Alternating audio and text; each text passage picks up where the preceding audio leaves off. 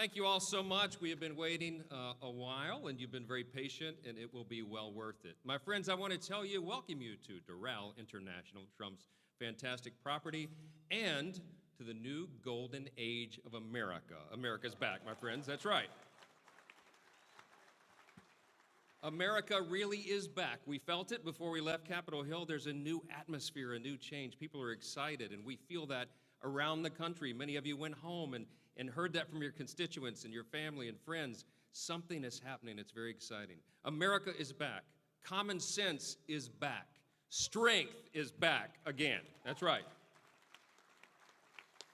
What's happening around the world right now is interesting as well. Our allies and our friends are encouraged again, and our adversaries are nervous. They're on notice. They see what's happening because something has changed. There's a new sheriff in town. And American strength is back, and we have been so excited for that. The country has been waiting upon it. And the reason for that is because our new president is back in the White House, the 47th president of the United States. He doesn't need a long introduction, and I won't give you one, but I would just say this. The first week in office was the most momentous of any that anyone can remember, probably of any administration. And he's already accomplished more for the American people than his predecessor did in all 4 years. There's more of that to come. That's right. And as House Republicans and Republicans in the Senate and the House join together, we are going to bring forward the America First agenda. We will be a part of this new renaissance in America, the new golden age, and it begins right now. My friends, my colleagues, ladies and gentlemen, I am so excited to introduce to you tonight the 45th and the 47th President of the United States, Donald J. Trump. Let's hear it. And I'm proud to be an American, where at least I know I'm free. And I won't forget the men who died, who gave that right to me. And I gladly stand up next to you and defend her still today. 'Cause there ain't no doubt I love this land.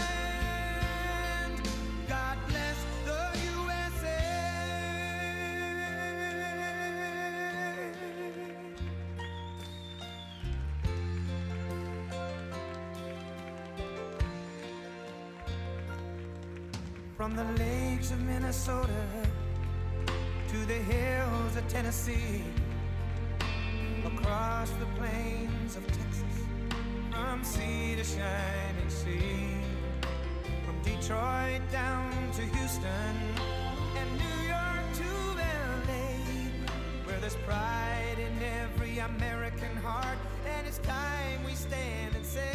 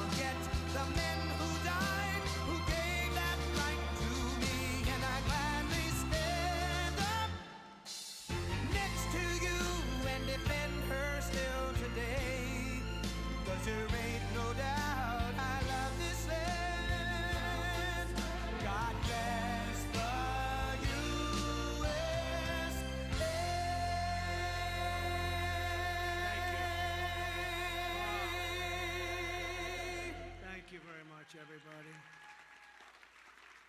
I want to thank you all and congratulate you. I mean, this is a very big congratulations to our re-elected House Republican majority on your largest popular vote. Did you know that? Since 1928? That's a long time, Mike, right? That's a long time. But I especially want to thank our outstanding leadership team. Speaker Mike Johnson, we all know so well. He's doing great. Majority Leader Steve Scalise, who's gone through so much And he looks better today than he did 10 years ago. I don't know what's going on. Thank you very much, Steve. You look great. Majority Whip Tom Emmer. Tom, thank you. Great job. And House Conference Chair Lisa McLean. Lisa, thank you very much. Appreciate it. Great job. Thanks as well to all of the incredible House members and staff for your tireless work on behalf of our country, along with Congressional Institute CEO Kelly Strickland. Thank you very much. Thank you. Kelly, thank you very much.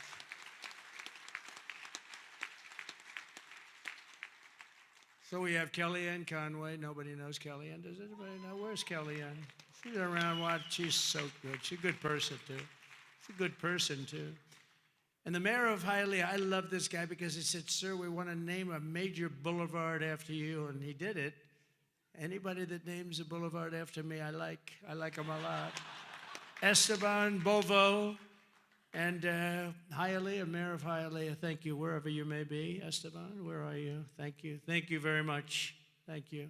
Great honor, actually. A lot of people come back from Hialeah. They say, they just named a road after you. I said, that's okay. It's a beginning, right? It's a start. With the help of everyone in this room, we've just won the most epic, consequential political victory in American history, according to a lot. One of the major fake newspapers, so in this case it's not fake news, let's say, but they said it's the most consequential election victory in the last 129 years. I'm trying to figure out what that means, 120. Who was there 129 years ago? But it was a great one. At the presidential level, we won the popular vote for the first time of any Republican in decades. We swept all 7 swing states, Pennsylvania, Wisconsin, Michigan, Georgia, North Carolina, Arizona, and Nevada by very, very big margins, record-setting. And for the first time ever, all 50 states, did you know this? Shifted toward the Republican Party. We've never had that before. Nobody has, actually. It's never happened before. That's pretty good. You must be doing a good job, fellas. We won the largest number of African-American voters in Republican history, including 39% of black men, a record by a lot. So that's really nice. Thank you. And we won more Hispanic American votes than any Republican ever. It's never won any, not even close. Look at that, Hispanic American. We made historic strides with youth, men, women, urban, suburban, and rural voters. And in a political earthquake, yeah, sit down, just enjoy it. What the hell, we're going to be here for a little while. But in a political earthquake, we won a wave of support from labor unions, including massive numbers of auto workers, which gave us Michigan as an example. Think of that. We won Michigan easily, and we did tremendous with the auto workers. And an overwhelming majority of the rank-and-file membership of the Teamsters. The Teamsters were great. They showed up in droves, and we won them by a lot. Together, we're forging a new political majority that's shattering and replacing Franklin Roosevelt's New Deal coalition, which dominated American politics for over 100 years. That's what we're doing. And what Mike said before, common sense. It is a little bit of common sense. Maybe it's a lot of common sense. Under our leadership, the Republican Party has become the proud voice of hardworking American citizens of every race, religion, color, and creed. We become the party of the American dream and wealth creation for everyone, not just the rich. If we do our job over the next 21 months, not only will House Republicans be reelected and expand our majority in 2026, we will cement a national governing coalition that will preserve American freedom for generations to come. There has never been anything like what's happened in politics in the last few years. Never been anything like it. Everybody, people of religion, everybody seems to be with us. I don't know how anybody could even vote for the other side. In many cases, they don't, but they do get credit for it. You'll have to think about that. I've raised a lot of money for the next race that I assume I can't use for myself, but I'm not 100% sure because I don't know. I think I'm not allowed to run again. I'm not sure. Am I allowed to run again, Mike? I better not get you involved in that argument. No, we raised a lot of money, a tremendous amount, and our teletown halls are something that's very special that nobody else is able to even contemplate using. We've gotten a lot of people elected with those teletown halls. We get on, we have 25, 30,000 people on just in a congressional area, and they win easy. It works for Elvis, the Beatles, and it doesn't work for anyone else, but it works for Trump. And we would have tremendous crowds on those calls, and I think we have, I'll bet we got 35, 40 people elected because of the town halls. But I did say to them, and I said, this is the greatest, the person that sort of has the rights to it, and he happens to be a great Republican. I said, this is the greatest invention. This thing is going to make a fortune. He said, no, it's not that good, actually, because it only works for you. He said, actually, sir, it only works for you because somebody else they're not picking up. So I'm honored to have that privilege, and I used it carefully. But we've done a lot of the teletown halls for people, and I don't think we've ever lost one, right? It's hard to lose one, even if you only get 5,000 or 6,000 people on a congressional race. But we've done them for states. We've done them for governors, and we've done them for senators, and we did a couple countrywide. I did a couple for myself countrywide. They're absolutely amazing, and we got the message out through that and lots of other means. We even got it out through TikTok. Has anyone ever heard of TikTok? I have a little bias toward TikTok right now, I have to tell you. So we won youth by the largest margin. No Republican, we generally don't win youth. We won by 36 points. Can you imagine that? And I think TikTok had something to do so. Pardon me if I'm a little bit, I became a little bit jaded toward TikTok, but we'll see what happens. We're going to have a lot of people bidding on it, and if we can save all that voice and all the jobs, and China won't be involved. You don't want China involved, but we'll see what happens. We'll see what happens. But over the past 7 days, my administration has been moving with urgency and historic speed to reverse every single disaster of the Biden administration. By the way, the guy was a disaster, okay? We want to be nice, and he's probably not listening right now because it's a little late, but I don't want him to listen. I don't want to say it. I feel badly. I was, making the inauguration speech, and I'm saying all the bad things, and he's sitting like right here. I'm saying they were a horrible administration. They didn't know what they were doing. They were grossly incompetent. I got a guy sitting right next to me. It's not that easy to do, even though he didn't understand what I was saying. He really did. And deliver on the mandate that we've been given by the American people. In a single week, I've taken over 350 executive actions. We've signed 300, and who ever heard of that one? And as I said in my inaugural address, the American decline is over. It's over. The golden age of America has officially begun, and I think that's a good thing for us to talk about, the golden age and the American dream. I think it's a good thing because people haven't been talking that way for a long period of time. On day one, I directed every member of my cabinet to marshal all powers at their disposal to defeat inflation and bring down the cost of daily life, and we're going to do that. You're going to see it starting to happen when we get going with the energy. The energy is going to, brought everything up, and it's going to bring everything down. I imposed a federal hiring freeze, a federal regulation freeze, a foreign aid freeze. A foreign aid freeze, isn't that nice? We get tired of giving massive amounts of money to countries that hate us, don't we? And I created the new Department of Government Efficiency, and I think it's going to be very meaningful. I terminated the ridiculous and incredibly wasteful Green New Scam, one of the great scams in history. Actually, isn't it 12 years up? They gave us 12 years to live, right? I think that we passed it, right? We're still around. Can you believe it? The person that really came up with it is a person that never even took a course on the environment, was a poor student, not a good student, didn't understand a lot, and she came up with this idea, and everybody all of a sudden started going. And then mainstream, important Democrat leaders were starting, they got sucked into it. And we've spent trillions of dollars on just like throwing it out the window. You could throw it out the window, you would have been better off. I withdrew from the one-sided Paris Climate Accord, and I canceled.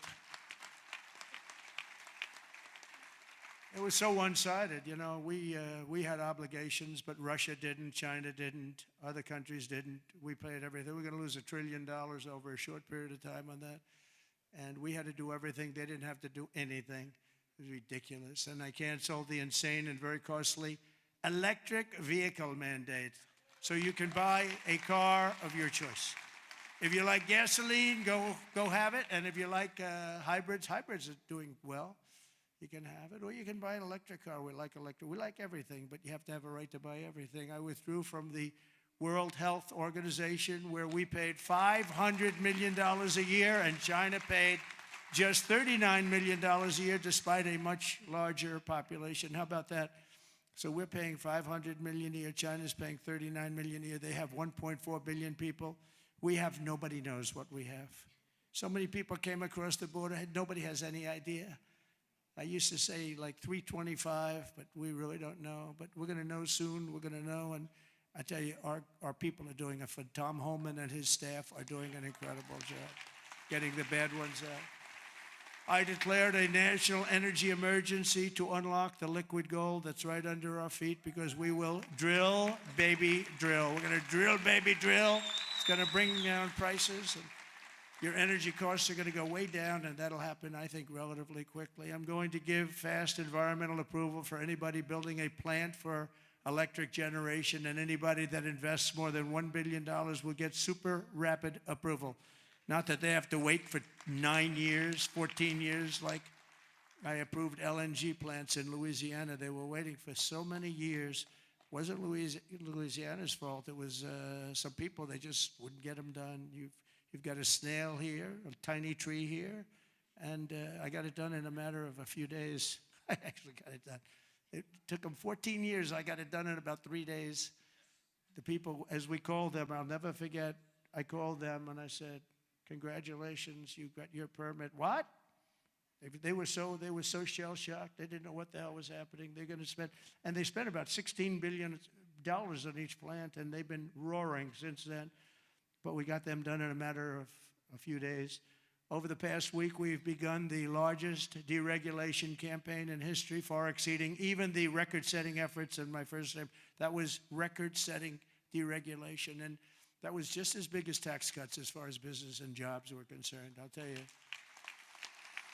I actually asked, it's interesting because I actually asked some of the biggest businessmen in the country, I said, let me ask you, have you had the choice between the big tax cuts? We cut it from 40% to 21%. We're going to cut it further, but we cut it down to 20. Everybody said that would be impossible. The people on the stage helped us with that one a lot, but I said, if you had your choice of that or the big deregulation cuts, what would you take? These are the guys that run the big companies, the big oil companies, the big companies of every kind.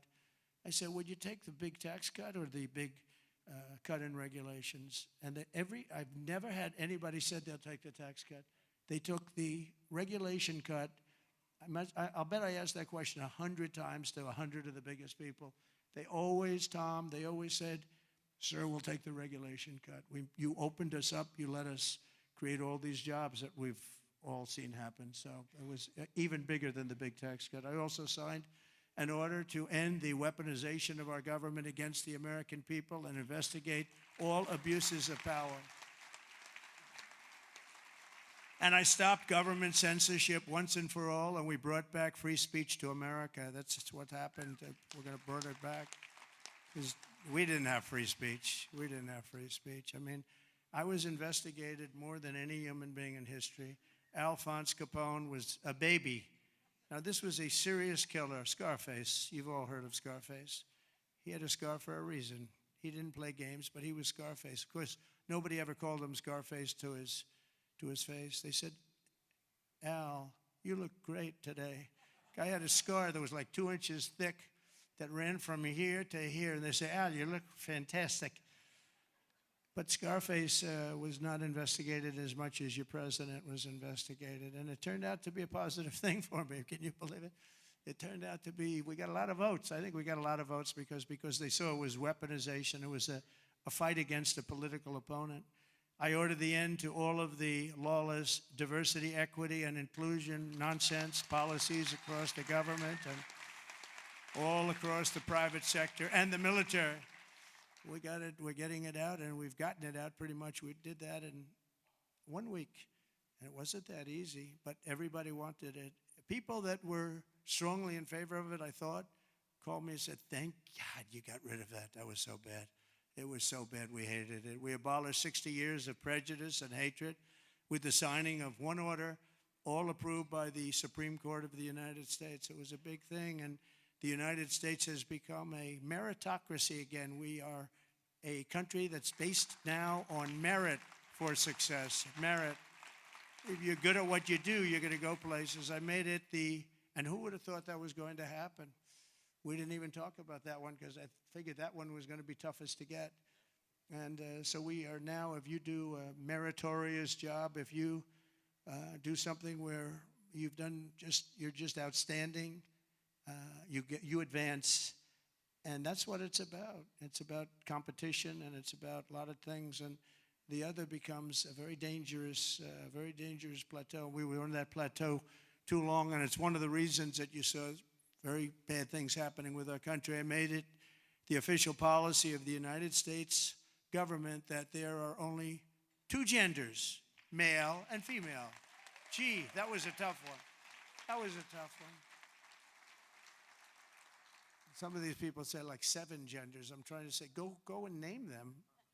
They got some weird stuff going on. No, we have 2 genders. I renamed the Gulf of Mexico the Gulf of America, and we are restoring the name of a great president, William McKinley, to Mount McKinley in Alaska in honor of the incredible people of the state of Ohio who loved their governor and loved the man that became president. He was the big tariff sheriff, they used to call him, and made a lot of money. Our country became very rich, and when he was assassinated, Teddy Roosevelt became president, and he spent all of that money that was made from tariffs. The money was so enormous, and they built a thing called the Panama Canal. You might have read about this lately. It's become a hot subject because China essentially has taken it over, and we're not going to let that happen. We're not going to let that happen. It was the biggest investment to this day ever made by the country. In other words, if you bring it up to modern day numbers, we spent money that we've never spent anything so much. We've never had so many people die. 38,000 people died building the Panama Canal 110 years ago. And they gave it away for $1. It's also one of the most profitable things ever built. You know, ships are lined up back to Florida trying to get through. We're not gonna let that happen. Wasn't the deal. We didn't give it to China. We gave it to Panama, sort of, I guess. But they haven't behaved properly. Perhaps most importantly, I declared a national emergency to stop the invasion of our southern border. We're going to stop that invasion. We've already done it. And today in Tijuana, you probably saw, I got a call from Tom Homan and some of the people. They said, sir, it's unbelievable. There is nobody. You have this huge area. It's a gathering area. It's always been packed with these people. What they did to our country is so unbelievable. That they could do this to our country is so horrible. But he said there's nobody there. And then they actually put it on television. I got to see it. And there was literally not one person, this vast area where people stay there all day long and they just walk right into our country. They just unchecked, no way, no check-in for ideas like voter ID. They don't want voter ID because they want to cheat. They wanted these people to come in because they want to cheat too. But who could allow this to happen? But there wasn't one person standing in this massive an area that's like 5 football fields that was packed for years under these horrible people that wanted to kill our country. We halted all illegal entry. We have successfully ended catch and release, and we're deporting 100% of all new trespassers apprehended at the border, and nobody's coming in, and nobody's coming now because they know they're not going to be able to come in. So we've really stopped something that was very, very serious. But we have to get the bad ones out. We have many murderers, many very bad people in our country that they've allowed because of a ridiculous, actually stupid, open border policy. I've also deployed troops to the border, and for the first time in history, we're locating and loading illegal aliens into military aircraft and flying them back to the places from which they came. And very importantly, America is respected again. We're respected again. Isn't that nice? You know, after years of laughing at us like we're stupid people. And as you saw yesterday, we've made it clear to every country that they will be taking back our people that we're sending out, the criminals, the illegal aliens coming from their countries. We're taking them back, and they're going to take them back fast. And if they don't, they'll pay a very high economic price, and we're going to immediately install massive tariffs. It'll be placed on them and other sanctions, but the tariffs, I told you, most beautiful word in the dictionary. I also told you that I said that the first time and I got just absolutely decimated by the fake news, you know. I said it's the most beautiful word, and the fake news said, what about religion? What about God? What about love? So now I say it's the fourth most favorite word in the dictionary. It's God, love, it's all these other things, but I say number 4, but God, love, religion, tariff, fourth. Another couple of weeks, it'll be like 10. Hopefully it's going to stay in the top 10, but the fake news went after me, Tom, because I didn't say the first 3. And now now that I say it, immediately say it. I'm sure they're going to find some others. Throughout the week, the heroes of ICE have been hunting down and arresting hundreds of illegal alien criminals per day, including those with charges and convictions for rape, child sexual assault, terrorism, and even murder. Many murders and in the crowd, and many of these murderers have committed far more than one murder.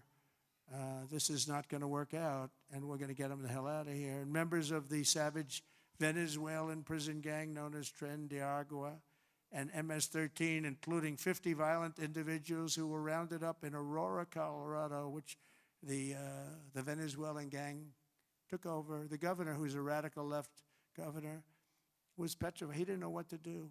He said, no, it's not that bad. They've only taken over a couple of apartment houses. See, they went into the real estate business. They did it unconventionally. They did it with guns. We have to go out and borrow or use cash to buy. They just did it with guns. They took over. He said, no, it's not that bad. They only took over a couple of buildings. We're tracking down the illegal alien criminals. We're detaining them, and we are throwing them the hell out of our country. We have no apologies, and we're moving forward very fast. They're very dangerous people. They're very dangerous people. They're violent people. I used to say these are more violent than our criminals. In fact, the best part about them is they make our criminals look quite nice, actually, by comparison. They are very violent people. We also have many violent criminals in our country, however, that did not necessarily come here illegally, but have been arrested 30 times, 35 times, 41, 42 times in a couple of cases, 25 times, 18 times, many for murder and other heinous charges such as pushing people into subways. As the train's coming along at 45 miles an hour, boom, you get pushed into the subway. They had it last week. Hitting them in the head with baseball bats while they're not looking, punching old ladies in the face, knocking them unconscious and stealing their purse. They even break into apartments and rape elderly women and beat up elderly men, beat them to hell. And I don't want these violent repeat offenders in our country any more than I want illegal aliens from other countries who misbehave.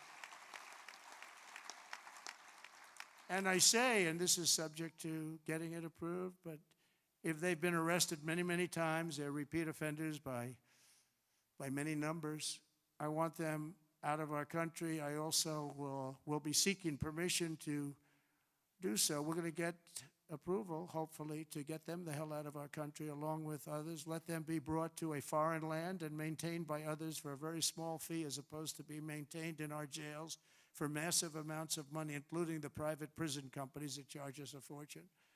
Now, let them be brought out of our country and let them live there for a while. Let's see how they like it. You'll see crime all over the country dry up. Essentially, that's what Venezuela and other countries are doing. They're getting rid of their criminals and putting them into the United States of America. And their crime is down by almost 80%. We're going to restore law and order in America, and we want to bring back the death penalty for these horrible people that kill people. They kill people. It's always a tough thing to say because I don't like it. Nobody likes it. But if you don't do it, we're just looking for trouble. I spent a lot of time with President Xi, and I'll never forget in my first meeting, I said, do you have a drug problem? No, we have no drug problem. Why is that? Quick trial. What is quick trial? Quick trial is we try the person that sells the drugs immediately, and at the end of the day, we execute that person if that person is guilty.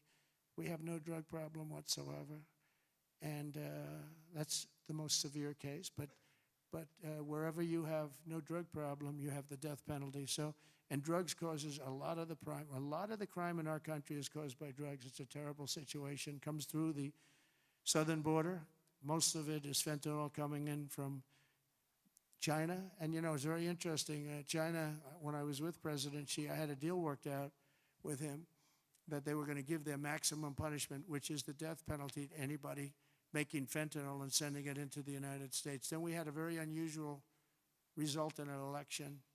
We had a rigged election. We had a very unusual result, and that went nowhere. It was all set to be, he would have absolutely done it. He was ready. We shook hands on it, and then Biden, of course, didn't follow it up. He didn't follow anything up. But if that would have happened, you would have had a lot less fentanyl deaths, I can tell you. You would have had very little fentanyl coming into the southern border. Last week, I also signed an order that will designate the cartels as foreign terrorist organizations. That's a very big designation. And as we are fighting hard to get birthright citizenship or automatic citizenship for the children of illegal aliens, that's another way. It's automatic citizenship for children of illegal aliens. That's the other term that they use, which is actually more accurate, more understandable. And it's ridiculous. We're the only country that has it, and certainly the only country that has it to that extent. And it wasn't meant, if you look, it was really meant for children of slaves. This is when it happened. The children of slaves, it was not meant for everyone to come into our country by airplane or charging across the borders from all over the world and think they're going to become citizens. It's not meant for that. It wasn't meant for that. And hopefully at some point the courts will understand that without having to go through a whole big deal. This was meant for the children of slaves. And look at the timing of it, and you'll see. And I hope judges will understand that.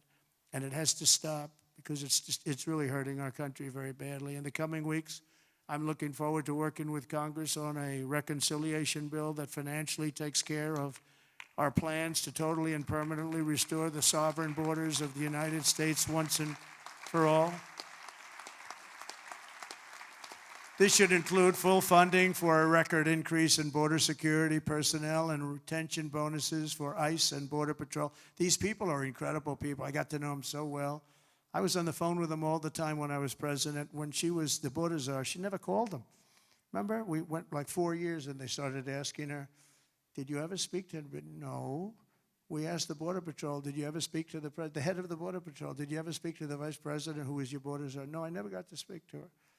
This was a terrible thing that was going on. This was a con job. We also need a massive increase in the number of detention beds and funding for all border security infrastructure and barriers, including the completion of the border wall. We did 500 miles of wall, and that's one of the reasons we had the lowest number. You remember the famous chart that I looked to my right, bring down the chart, and I looked to my right, something went right by he. But that chart, I don't know if they have it now, frankly. I didn't tell them to bring it. But they're very competent people. They might. If you have the chart, put it up. If you don't, that's okay too. But that chart showed that we had the lowest number of illegals coming into our country in history. And I love the chart. Even if it didn't show that, I would have loved that chart. Because that chart, I wouldn't be here right now without that particular chart. But it was pretty amazing. It was really amazing. And we did a great job. We had the lowest, the week I left office, we had the lowest number of illegal immigrants coming into our country that we ever had. Simultaneously, we must make a record investment in interior enforcement, including deportation flights and aircraft, as well as funding for our new task force to eradicate the presence of foreign gangs. We have some of the worst foreign gangs. It's not even believable. And criminal networks that have brought devastating crime to American soil. We're getting them all out. We're getting them all out.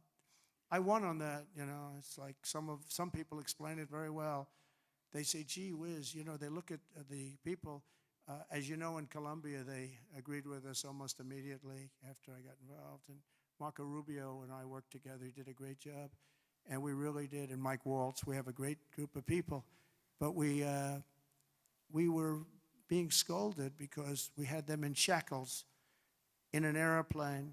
And he said, this is no way to treat people. Now, you got to understand, these are murderers, drug lords, gang members, just the toughest people you've ever met or seen. How would you like to be the pilot of a plane? You got 2 pilots up there, and you got 300 people sitting in a plane, every one of them either a murderer, a drug lord, a kingpin of some kind, the head of the mob, or a gang member, and you're flying that plane. It's not going to end well. Do you ever see the movie Con Air? That's what, yeah, except here's the difference. The people in Con Air were actors. They weren't nearly as tough as these guys. I would say that that plane would be gone before it ever left. Those pilots would be gone before it ever left. So they don't want us to shackle them. I don't want to be in that plane.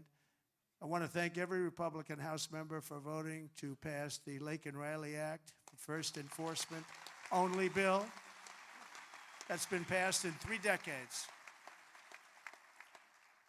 I met the parents of Lake and they were incredible people. They were just so devastated. I mean, can't even explain to you. You can't say somebody's life is over, but essentially their life is so different, and it can never be the same. She was beautiful. She was great, great person. But to have a bill of such importance named after her is a great tribute. But what these parents, and you know, you have so many of them, where they've lost a loved one to crime, but to this new form of crime, criminal, illegal aliens. It's massive. The numbers are massive, and you add that to the crime we already had. This shows the potential for additional enforcement bills that will help us crack down on criminal aliens and totally restore the rule of law in our country. I'm also eager to get to work with Congress on the largest package of tax cuts and reforms in American history. We got to get that done. And we don't want to get hung up on the budget process. We just want, whether it's 1 bill, 2 bills, I don't care. Let these guys, they're going to work it out. They're going to work it out one way or the other. But the bottom line, the end result is going to be the same. We want to have all of those benefits. And we want to keep people's taxes low and actually make them lower. And that's not just rich people. That's everybody. It's, frankly, proportionately the lower scale, much more so than a higher scale. Not only must we permanently extend the Trump tax cuts, you know, if we don't, you're going to have about a 60% tax increase. But I also intend to keep my promises, starting with no tax on tips, no tax on Social Security, and no tax on overtime. We're working very hard to get them done, and we are. I went to Nevada just this last couple of days. Started off in North Carolina because I didn't want to forget the people of North Carolina were treated so badly by FEMA. And they came to me, they said, "Sir, you're going to California tomorrow." I said, "Well, what about North Carolina?" "Well, we'll do that another time." And I said, "No, we won't. I'm stopping in North Carolina first." And we stopped there. We met great people. Franklin Graham has done a fantastic job. He's done a great job, but others also. And I met people that were devastated. The Democrat Party with FEMA, their FEMA did absolutely nothing. And we have that worked out. Your congressmen are helping very much there. Your 3 Congress people are working very hard on that whole thing, along with Michael Whatley. And Laura wants to be involved too. Laura Trump, she's doing great jobs. She's done a great. Michael and Laura have been unbelievable as the head of the RNC. They've been unbelievable. Unbelievable. You know why I picked Michael? I said, who ran North Carolina? Tell me, because in the 2016 election, we did so well, and then in 2020, we did great in North Carolina. But others, we watched, ping, ping. What the hell's going on? But with North Carolina, when he had 600 lawyers, 601 lawyers working for him, and they didn't play games in North Carolina, I said, that's the guy I want to run it. And Michael Whatley has done an unbelievable job, and he worked with Laura so well. She comes from that state, from North Carolina. They've done such an incredible job. So thank you very much. I want to just thank you in front of leadership. Incredible. And I really don't want to give him another job, to be honest. That's the most important job. He said, "Sir, I'll go anywhere." I said, "I don't want you to go anywhere. I want you to stay where you are.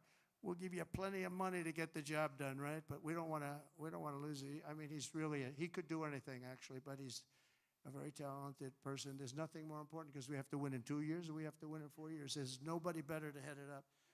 So thank you very much, Michael, and really stand up. We're just an incredible job. Really amazing.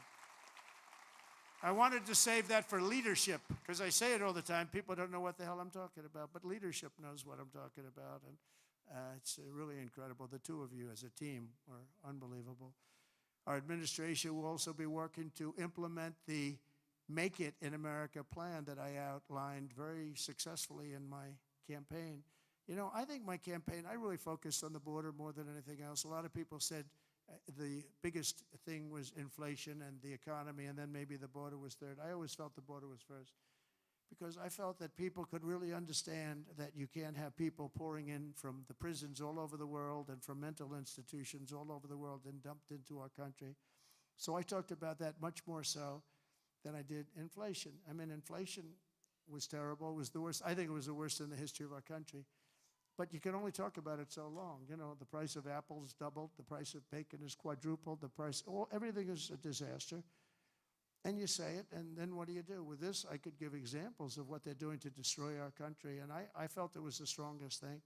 You know, it's funny, in 2016, I won on the border. In 2020, we did so well, I couldn't talk about the border. My people would say, "Sir, don't bring up the border. Nobody wants to hear it." I said, "No, I did a great job." It was a horrible border in 2016, but that border was beautiful compared to what we have now. So I didn't talk about it, and we did great. I mean, look, I got millions of more votes in 2020 than I got in 2016. Nobody ever got the most votes of any Republican in history in 2020. But this time I said, let's make it too big to rig. We're going to make it too big to rig, and that's what happened, and they couldn't. They tried, these cheating guys, these cheating people, but they tried, but they gave up. I brought taxes down from 40% to 21%, which everybody said was impossible, and I did it with these people up here and a lot of the people there. A great congressman. I want to name every one of them, but I'd be naming them all night. I'm looking at them. Look at all these people. They're great. They're so great, Russell and you, and every single Virginia. Look at Virginia. She's a killer. Nobody would know she's a killer. But I got all these congressmen. I want to name every one of them, but I got like 100 and something things. People would say, let's get the hell out of here. This is getting very boring, right? But I will tell you, as a group and individually, they're incredible people. Every one of them I like, although every once in a while, if somebody votes against me, I don't like him for a little while. But we like every one of them. And this guy has the ability to get along with everybody, which he has to when you have a majority of really 5. You know, they say 1, but it will be. But right now it's 1. I want to make him sound a little bit. But he has an ability to get along with people, and he's very smart, very tough. But everyone likes him because he's a high-quality person, very religious person, and he's a high-quality person. You know, we have other guys here, and I know that everybody likes them, but they're like one of them in particular. I love this guy so much. I won't name him because I don't want to embarrass him, but I don't know if he'd be happy or not happy, but he's very, very strong, very, very popular, but he has 36 people that won't vote for him.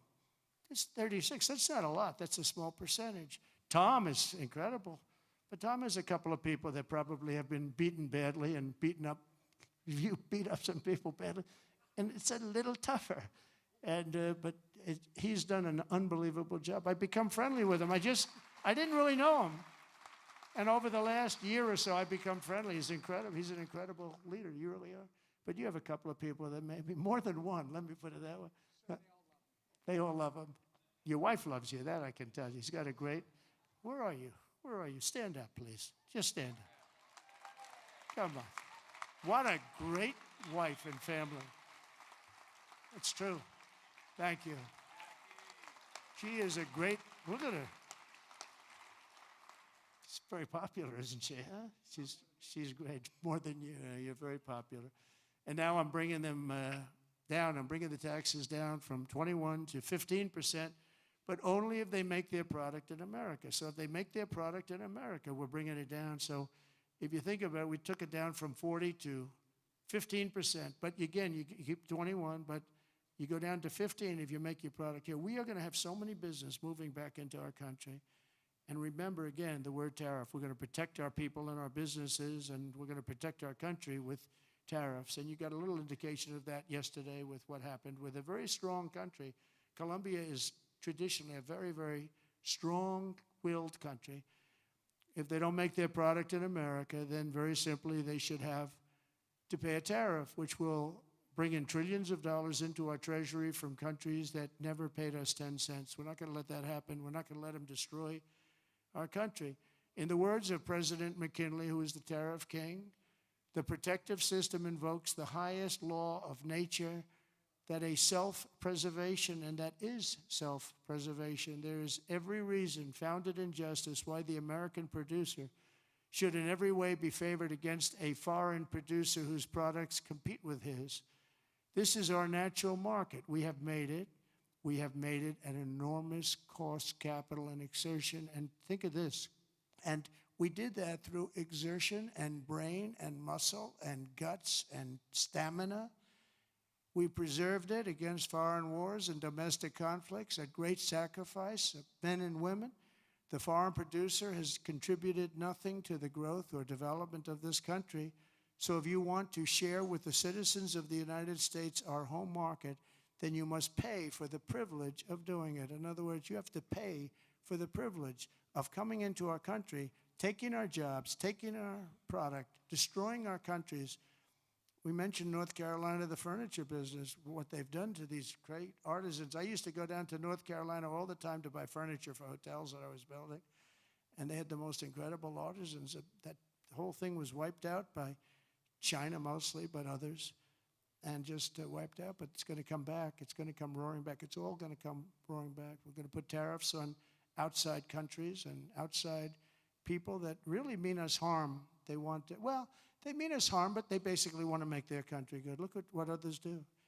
China's a tremendous tariff maker, and India and Brazil and so many countries. And so we're not going to let that happen any longer, because we're going to put America first. Always put America first. That's what's going to happen.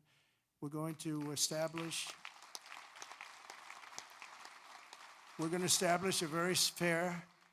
very fair system where money is going to come into our coffers, and America is going to be very rich again, and it's going to happen very quickly. It's time for the United States to return to the system that made us richer and more powerful than ever before. Do you know the United States in 1870 to 1913, all tariffs, and that was the richest period in the history of the United States, relatively speaking. In other words, relatively.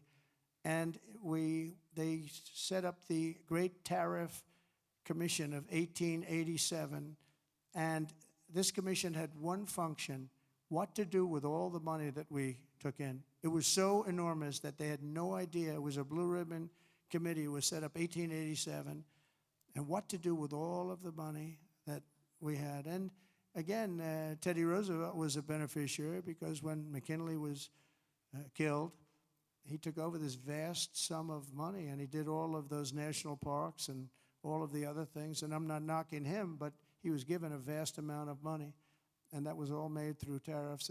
We had no income tax. The income tax came in 1913. As I said in my speech last week, instead of taxing our citizens to enrich foreign nations, we should be tariffing and taxing foreign nations to enrich our citizens. Does that make sense, right?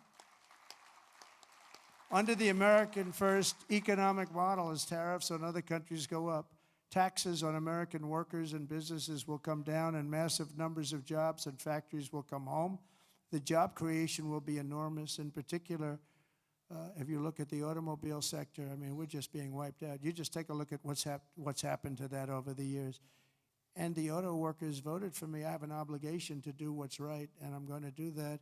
Do you know, in Mexico, they were going to build the largest auto plant anywhere in the world, and it was during the campaign, my most recent campaign, and a very great gentleman, all he does is he builds auto plants. He was building this factory, and I said, how's it going? I said, I want to go around and take a look at one of your factories that you're building, one of the big ones, one of the good ones. I said, okay, are you ready?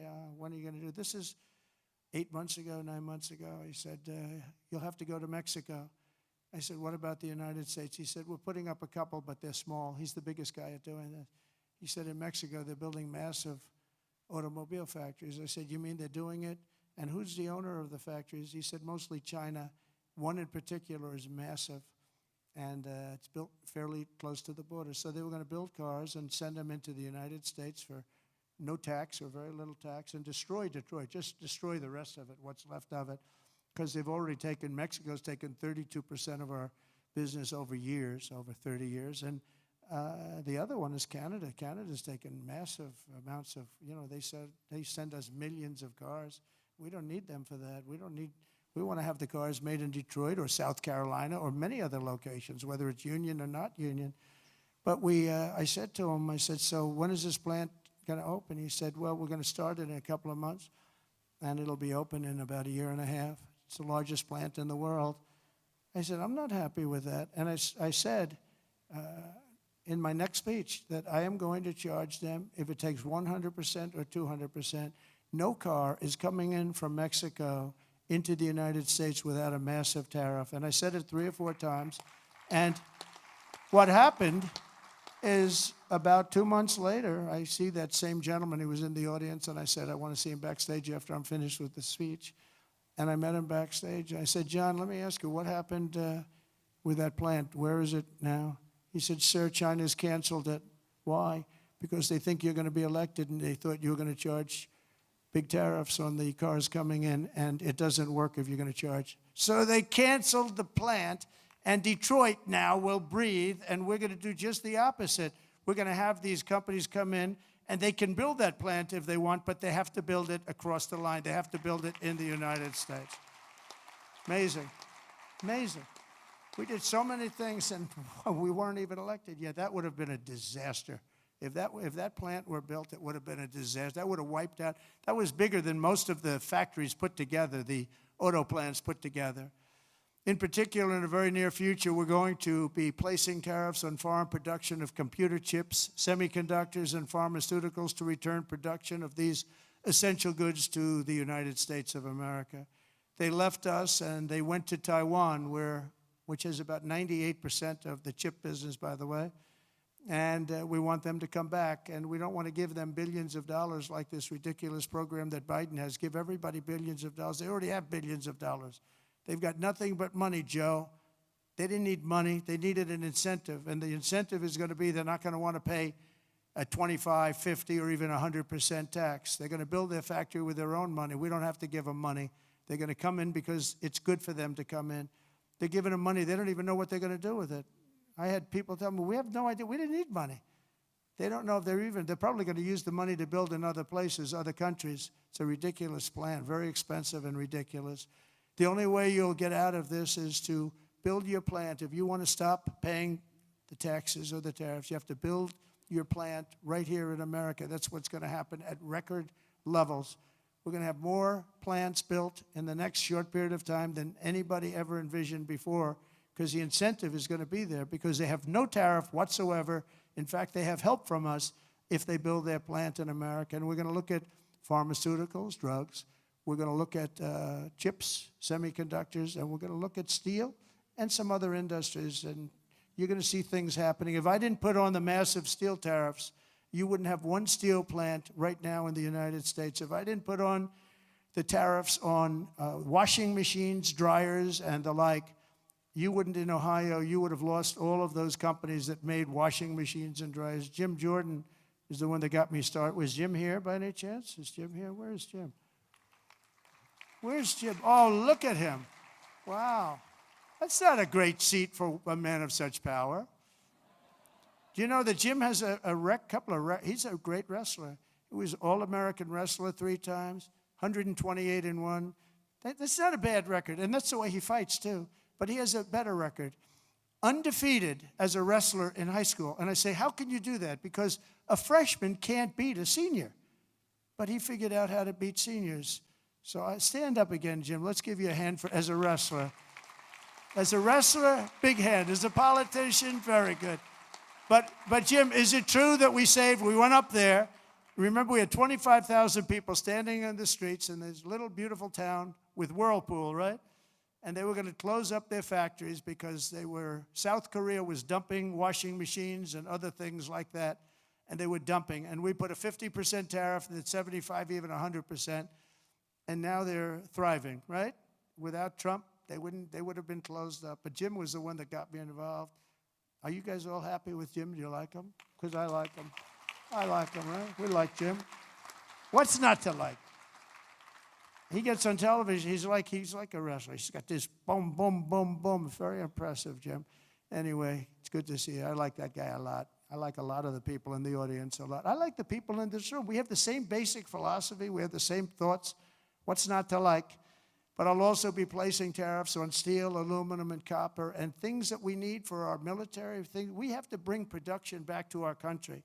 You know, there was a time when we made one ship a day, and now we can't build a ship. We don't know what the hell we're doing. It's all gone to other locations and other lands. And to further return production to the United States, we're going to environmentally free up our rare earth minerals. We have some unbelievable sites. We have some of the best rare earth anywhere in the world, but we're not allowed to use it because the environmentalists got there first. They said, you cannot touch that land. I look at the land. It looks like every other piece of land. What is it? Well, this is very protected. They have no idea what they're doing to our country. They use the environment to stop progress, so we're not going to let that happen. We have Lee Zeldin. I don't know if Lee's here today, but Lee Zeldin is going to be fantastic. He's going to head up the whole environmental. And I said, Lee, if we have we put in for a power plant, and if we don't get the approval, like that you can start within 12 days, one day would be even better, but 12 days, 14 days, see what you can do. And Lee's great. Lee knows what's good and he knows what's bad, and he'll be very fair, but we have to get it moving because some of these jobs, like the ones in Louisiana, they were 14, 15 years, they couldn't get their approvals. We can't let that happen. When people come here with massive amounts of money, they want to start, they want to go, and we know what's good and we know what's bad too. And Lee Zeldin's going to do a great job environmentally. As we fix our tax system, we could also cut colossal amounts of government waste, fraud, and abuse, of which there's a lot. But tonight, I restate my pledge from the campaign. I will not sign any bill that cuts even a single penny from Medicare or Social Security for our great seniors. We don't have to do that. We don't have to do that. We'll not touch those benefits in any way, shape, or form. I want to use that because during the campaign, they had these fake ads that Trump is going to cut Social Security. No, they're the ones that are going to cut it because the country's going to go bankrupt under them. And that's why it's going to cut, because they're not going to have a choice. Not that they're saying we're going to cut it, but our country was heading for absolute bankruptcy. Using reconciliation, I also look forward to working with you to make our energy policies permanent and making our historic deregulation efforts a fixture of U.S. law so that no future president, like they did with Anwar, I got Anwar approved. Nobody could do it, including Ronald Reagan in Alaska. It's the largest site, potentially the largest site in the world, larger than Saudi Arabia. And I got it done. Ronald Reagan couldn't get it. Nobody could get it done. They tried, but they couldn't get it done. I got it done. And the first thing they did was end Anwar in Alaska. The biggest, most powerful site maybe anywhere in the world, that we got it done, and we're going to get it done again very quickly. Now, I think I do it with an executive order because they didn't go through Congress. I got it approved through Congress. So I think we get it done fast. But it's going to be, that can supply all of Asia with its location. All of Asia can be supplied by Anwar. So there's so many things, but we don't want to have any future president ever sabotage our economy with out-of-control regulations as the last two Democrat presidents have done. They went crazy. Last week, I signed an order revoking Joe Biden's destructive artificial intelligence regulations so that AI companies can once again focus on being the best, not just being the most woke. And today and over the last couple of days, I've been reading about China, and some of the companies in China, one in particular, coming up with a faster method of AI and much less expensive method. And that's good because you don't have to spend this much money. I view that as a positive, as an asset. So I really think if it's fact and if it's true, and nobody really knows if it is, but I view that as a positive because you'll be doing that too, so you won't be spending as much and you'll get the same result, hopefully. The release of DeepSeek AI from a Chinese company should be a wake-up call for our industries that we need to be laser-focused on competing to win, because we have the greatest scientists in the world. Even Chinese leadership told me that. They said, you have the most brilliant scientists in the world in Seattle and various places. But Silicon Valley, they said, there's nobody like those people. This is very unusual when you hear a DeepSeek, when you hear somebody come up with something. We always have the ideas. We're always first. So I would say that's a positive. That could be very much a positive development. So instead of spending billions and billions, you'll spend less and you'll come up with, hopefully, the same solution. Under the Trump administration, we're going to unleash our tech companies and we're going to dominate the future like never before. And finally, we need to work together on a defense bill that once again fully rebuilds our military for our great warriors. We have to have a strong, strong defense.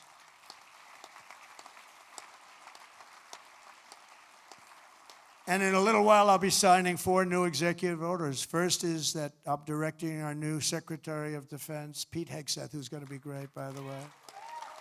Thank you for the support. Thank you very much for the support. You really did support him greatly. I think he's going to be fantastic. I know him very well. I think he's going to be fantastic. He's what we need to immediately begin the construction of a state-of-the-art Iron Dome missile defense shield, which will be able to protect Americans. You know, we protect other countries, but we don't protect ourselves. And when Ronald Reagan wanted to do it many years ago, luckily we didn't. We didn't have the technology then. It was a concept, but we didn't. And now we have phenomenal technology. You see that with Israel. We're out of 319 rockets. They knocked down just about every one of them. So I think the United States is entitled to that. And everything will be made right here in the USA, 100%. And next, to ensure that we have the most lethal fighting force in the world, we will get transgender ideology the hell out of our military. It's going to be gone. In addition, we will stop our service members from being indoctrinated with radical left ideologies such as critical race theory. We're going to stop it. It's already been stopped. It's already been halted, totally halted. And finally, we will offer full reinstatement to any service member who was expelled from the armed forces due to the COVID vaccine mandate. And we will restore them to their former rank with full pay. And I think we're going to have a lot of people that join. And one thing I'll say, if you looked at our recruitment over the last week or so, 2 weeks, it's through the roof. You know, we were having a lot of people weren't signing. We were having a hard time recruiting people because they were looking at these people that they were supposed to be their leaders, and they weren't happy. They didn't like people that fall going upstairs. If you're going to fall, at least go downstairs from the plane. That triple fall. I used that thing in more ads. I didn't have an ad where I didn't put that in. Just a little quick 1, 2, 3. Reminded me of Joe Frazier when he went down, right? George Foreman, Joe Frazier. 3 falls in a matter of seconds. I said, can you speed it up a little bit? People are getting tired of it. But no, we have now the best recruitment we've seen in a long time. There's a tremendous number of people wanting to sign up. January 20th, 2025 was a turning point in American history. Starting last week, we're ending years of incompetence, radicalism, and betrayal. And we're ushering in the most exhilarating era of reform and renewal in the 250-year history of our country. And just in conclusion, I just want to say that this has been a very exciting and will be a very exciting new chapter. There's nothing we cannot achieve as long as the Republican Party remains united. I hope you can remain united.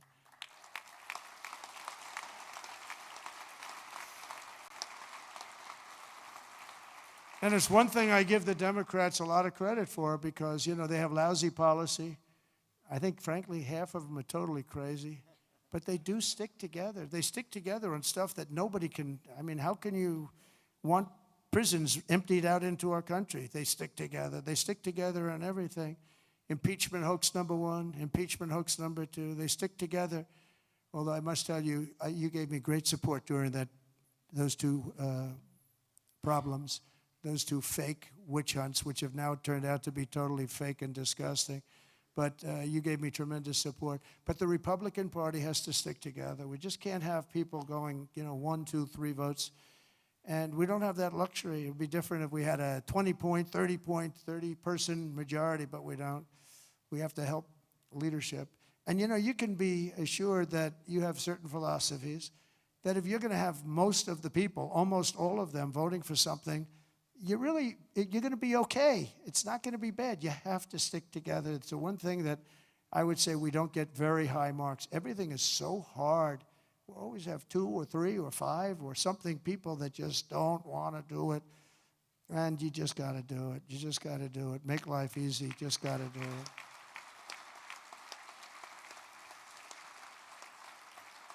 So right now we have a very special period because we have the House, we have the Senate, and we have the White House. And we're a team, and we're a really good team. And I appreciate so many times, and like even with Mike, I called 3 or 4 people, and they said, okay, sir, I'll do it. I'm going to vote.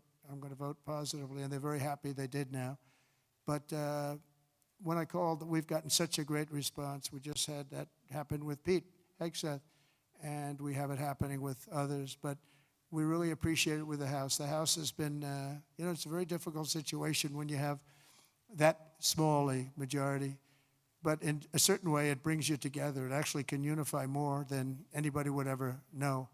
And a victory is sweeter, as they say, because of it. And I think we're going to have a lot of victories, but we have to stick together. We have to work together. We have to fight together. And we're going to win together. We're going to win like never before. We have a chance to win like never before. As long as we stay united, the 119th Congress will be remembered as the most successful and accomplished Republican majority in American history. I believe that. I think we have a chance of doing it. Right?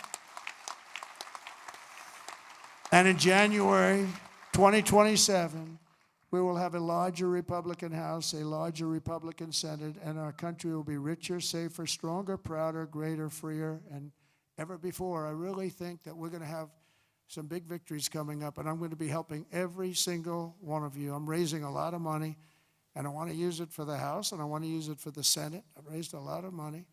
And, I told my people, we raised $1.7 billion. They raised $2.6 billion. They have the unions with, checkoffs, which is always tough, $10 a month times millions and millions of people. And then we won, and we won by a lot. And they wanted to go out, and they still haven't raised it. They're trying to raise $28 million. They cannot raise 10 cents. It's good to win, I will tell you. It's really good to win, but they can't raise money. But I told my people the morning after. Now, normally, because we have so many donors here and so many people that I love and respect, a lot of great friends of mine, but I told my people, Meredith and Susie, by the way, how good is Susie, the Ice Maiden? Where is the Ice Maiden? She is so great. She is so good. Stand up, Susie. The Ice Maiden, ladies and gentlemen.